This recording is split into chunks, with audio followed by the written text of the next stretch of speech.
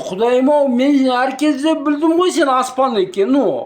Құдай биікте, бірақ аспанға әркезде сиынғам. Аспанға қарап сиынғам. Қалай сиынбасам да аспанды ойлайтынмын. Құдайға сиынғанда аспанды ойлайтынмын.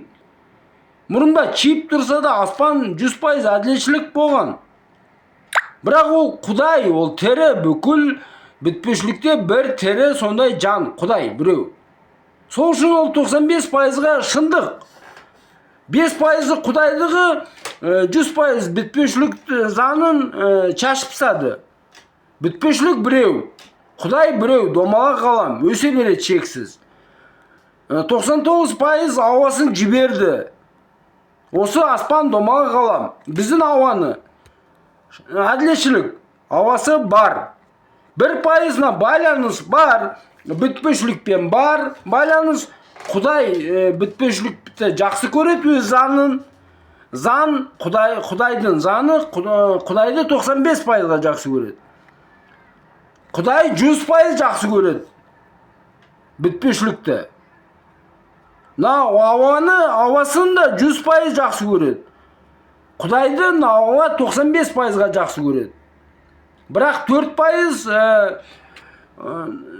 4%-ға ғана таза осы ауа. Байланыс, орта байланыс бар.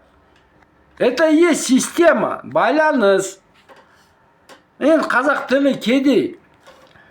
Соң кейін енді Санёка кім болса да мен туғандарыма көздеріне қарасандар, бәрлерінің көздері енді мен көзім сақылды. Өткені жүрек, және білмеймін, өздері сондай. Бір-бірімізге құсаймыз, білмеймін. Және Санёка мен неге оны білдім, мен сенің поведениянна, соң өзін жалғыз ойнап жүргеннен, Ахмирді, Красинада мөлдірмен Абзалдың үйінде, Абзал мен мөлдірдің үйінде. Сол кезде Индираның қызы, Ерболан Жиздиханның қызы, Индира әпкемнің қызы, Абзал Жиздихан, мөлдір апайым. Соң Серікқан, Раушан, өгей тұңғыш бауырым, соң Ержан, сонда кеп жүрдіңдер ғой.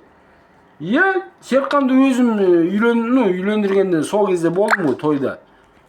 5000 теңге берген ол қай заман?